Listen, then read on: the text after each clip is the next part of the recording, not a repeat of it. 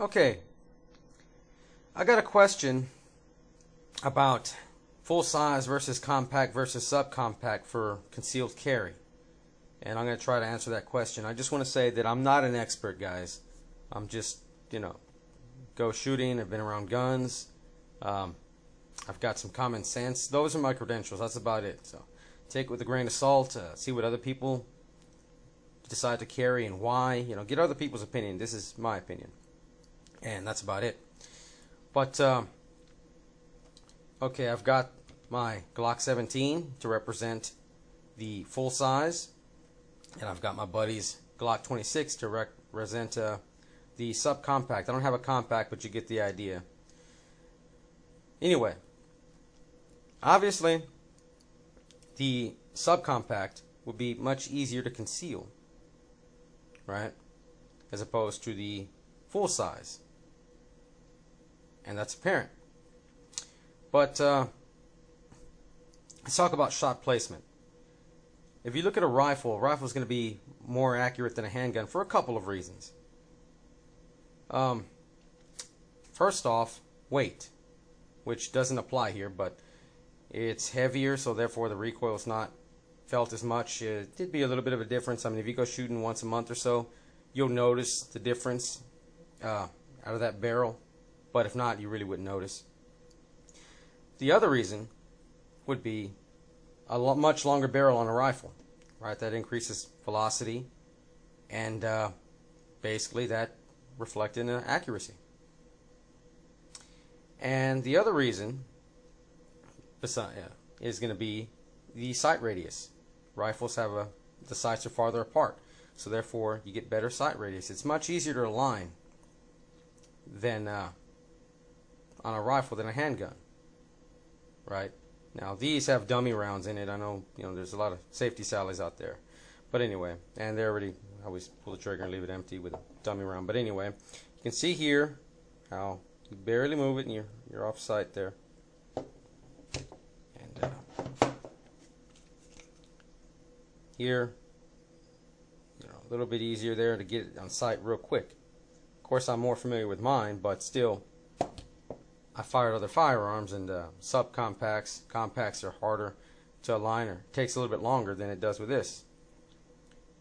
So, with a subcompact, you can conceal it better. Full size, well, in my opinion, you'd have better shot placement, which is what I personally see as more important. I mean, for another example here, let's say you go with the Glock 26, right? You get this little magazine, which is a pain in the ass. Let me show you here. And you can see empty, dummy around the chamber, but okay. I have smaller hands, and it's hard, and I don't have my finger on the trigger, but it's hard for me to grip this damn thing. And keep in mind, I have smaller hands, right? So you can get an extension on there on a magazine, and now I get a little bit more purchase on that grip. However, I have smaller hands, so my buddy, he's basically his pinky's way down at the end, so he just kind of cups his hand, right? So that's something to think about if you're gonna go ahead and extend it out, or if you get a Glock 19 magazine, which this is not, but just as an example. Well, then there you go. You'd have something to grip onto. You put a magazine sleeve on there, and you'd basically make the grip the same. However, there you go. That's not as concealable anymore, but you're gonna get a good grip, right? So you're kind of defeating the purpose, right? It'd just be an inch difference on that barrel that you're concealing. That's something to think about. I'm going to put the sights together so you can get a look here. See what I'm talking about. See, the sights are, give that the benefit of the doubt there. There you go. And there you go. Sights are farther apart. It's easier to line that up. So, basically, if you look at these psychos, always have firearms. It's usually in a place where guns are restricted, right? Nobody can stop them, and they get to do all this harm to people. But what you don't hear about is when somebody decides to pull out a gun and other people have guns. Like last year in Houston, in the mall, this guy pulls out a gun. He didn't get to shoot anybody. Why? Another guy pulled out a gun, put it on him. The guy turned his gun on himself and shot himself.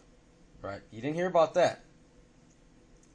The guy had a gun and he stopped him. So, see, if you were going to use it, maybe it's in that kind of situation. Who knows? You'd be able to get a more accurate shot, get it on him.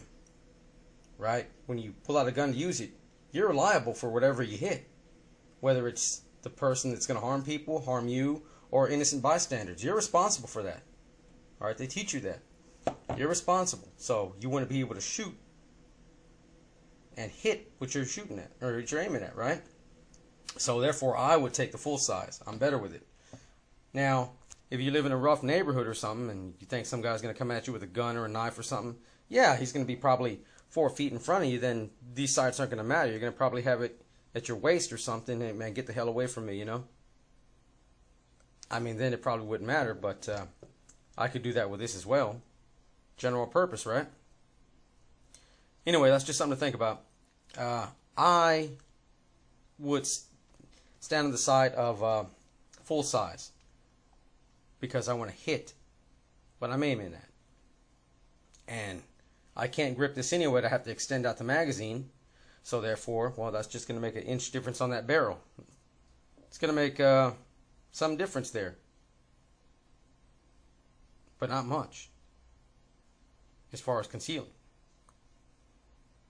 What good is having a small gun if you can't shoot it, right? Like my buddy, I forgot to ask him to borrow